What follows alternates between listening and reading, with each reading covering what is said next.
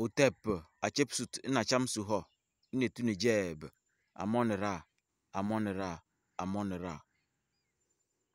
Ainsi soit-il pour la gloire du macrocosme et sa justice. Amonera. Ainsi soit-il pour la gloire de l'Éternel invisible. Voici le soleil levant, en ce jour où le ciel et la terre sont sous la lumière du soleil, l'incommensurable Amon-Ra. Que ce soleil, avec son inscription et sa formule, sa signature dans le soleil, puisse éclairer toute la surface de la terre, inonder la terre d'amour, de bénédiction, de lumière et de réalisation, et surtout une créativité de haut niveau, afin que le panafricanisme et la communauté kamite se lèvent et rentrent dans les inventions, dans les créations, afin que, par la lumière d'Amon-Ra, nous puissions inventer des choses extraordinaires pour le bien de notre communauté. Par ce soleil, que le mal soit écarté, comme le soleil jaillisse et dégage la lumière, ainsi que la lumière soit, et elle fut.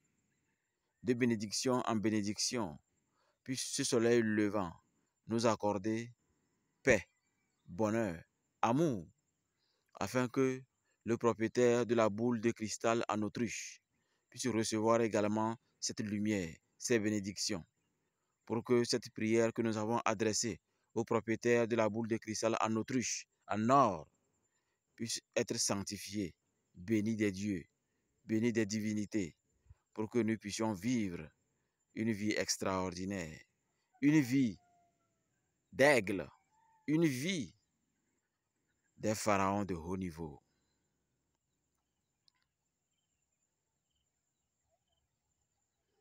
Comme vous le voyez, c'est un magnifique soleil levant que j'ai voulu filmer parce que dans ce soleil, nous voyons une signature, un symbole et une entité de lumière. Quand vous fixez bien le soleil, vous allez voir que vraiment c'est une journée magnifique de vendredi. Une journée magnifique de vendredi qui commence. Une journée où c'est magnifique d'enceinte une femme, de faire la cour à une femme. Une journée où les énergies d'envoûtement de haut niveau circulent, surtout à la surface du vagin et sur le clitoris. Oui, les énergies qui circulent là-bas sont pleines de bénédictions. Vendredi où on n'envoûte pas négativement, parce que vendredi est fait pour les naissances. Quand on envoûte négativement un vendredi, alors vous creusez votre propre tombe. Le ciel et la terre, les plantes, les cailloux nous parlent. À nous d'écouter et de respecter ce qui est dit dans ce règne, dans ce monde où les énergies circulent et créent les ions, la force vitale, le biomagnétisme cosmique, où nous allons exploiter et renforcer nos forces et multiplier nos activités. Vous qui utilisez votre magie sanguinaire, vous qui utilisez la magie négative, vous qui égorgez les autres pour la magie, vous qui faites du mal à autrui avant de pouvoir réaliser votre magie, ça veut dire que vous puisez vos forces là où un jour ça va vous manquer cruellement.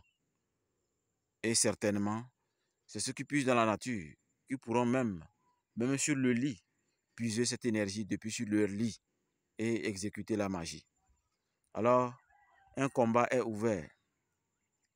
Un cycle, une période astrale est activée. Il nous est recommandé de nous armer de la connaissance, de nous mettre au travail et de dire encore une fois, merci à Amon-Ra. Merci à Dieu, le grand macrocosme, lui qui décide des énergies et nous laisse décider des formules. Et oui, c'est comme ça.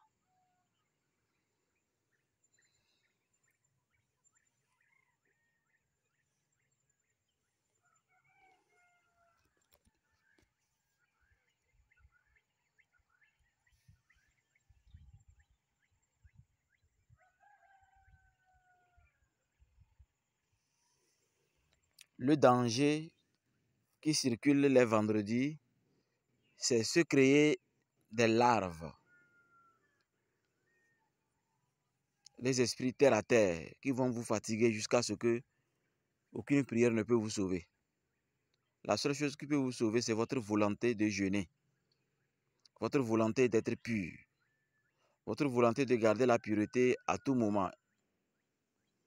Parce que vendredi est lié à un magnifique sommeil. Vous qui vous plongez, qui vous perdez, qui vous laissez dans les bras de Morphée, c'est-à-dire le roi des rêves.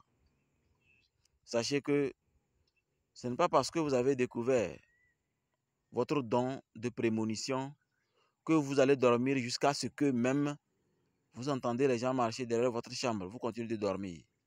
En fait, on doit se réveiller tôt à cause des énergies. Sinon, le monde n'appartient pas à ceux qui se réveillent tôt. Le monde appartient plutôt à ceux qui sont bien concentrés. Mais l'intérêt de se réveiller tôt est que vous allez renouveler vos énergies. Vous allez les purifier. Personne ne va marcher sur votre ombre. Vous allez vous connecter aux pures énergies. Et vous aurez une santé magnifique. Ainsi, vous mettez au travail, soit pour la volonté, soit pour la maîtrise de vos émotions, vos énergies, soit pour une bonne concentration. Alors, évitez de sombrer dans le sommeil. Il fait jour. Au lieu de se lever à 3 heures ou à 4 heures pour activer vos méditations, pour se mettre au travail, vous tirez encore le pagne et vous dormez magnifiquement. C'est une paresse qui retarde votre étoile. C'est une paresse qui crée des blocages dans votre destinée. Et vous prendrez des décisions qui seront toujours négatives dans votre vie. Parce que votre mental, vos émotions, votre personnalité appartient à des entités qui aiment être en sommeil en vous parce que vous êtes l'image parfaite du sommeil.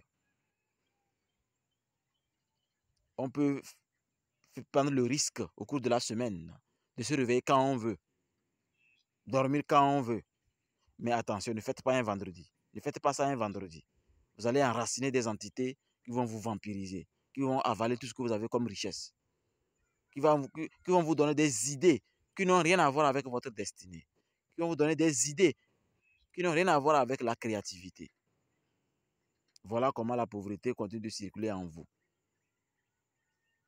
Alors, je vous exhorte, surtout vous les maqueros, méditez, méditez, méditez sérieusement. Non, ne cessez jamais de méditer. Ne cessez jamais de méditer. Et cela veut dire, ne méditez pas seulement quand vous êtes arrivé du service ou quand vous êtes au repos. Non. La véritable méditation, je vous l'ai dit, lors de notre séminaire spécial, il faut toujours méditer avant de se coucher, quelles que soient les circonstances. Et au réveil, tant que vous n'avez pas encore médité, ne parlez à personne. Je vous ai déjà expliqué l'autre fois où quelqu'un est venu pour me chercher. Les enfants ont couru venir cogner la porte. Parce que j'étais dans un voyage astral très profond. Donc, ils ont cogné la porte. J'ai dû me réveiller, ouvrir la porte. Que papa, on te cherche. Je dis, ok, j'arrive. J'ai refermé la porte. Je suis retourné me coucher. Retourner dans mon voyage astral, c'est-à-dire dans mon rêve. Réorienter les choses, recadrer les choses et me réveiller. Et maintenant, j'ai pris mon miroir. J'ai regardé mon visage et dit, ah, Ramsès II, regarde comment tu es vilain. Bonjour, bon réveil. Tu es arrivé? Ok, on va se doucher. Tu es vilain. On te cherche. Et oui, Ramsès II pourrira, mais moi, je suis éternel. Je dois apprendre à me détacher et à le permettre lui aussi d'être obligé de travailler terriblement et renforcer ses énergies. S'il ne s'arrange pas, s'il n'attire pas des énergies, s'il ne médite pas, en tout cas, ça le regarde. Parce que dans la dimension la plus subtile, moi, qui n'a pas de nom, je n'ai pas besoin de méditer. Non, non, non. Mais Ramsès II, lui, il a besoin de méditer. C'est comme ça marche. Ainsi, je vous livre une partie vraiment de la vérité de ce que c'est que la magie. Au TEP. Et bonne journée dans les bénédictions divines. Et bon vendredi. Embrassez bien les femmes aujourd'hui. Mouais.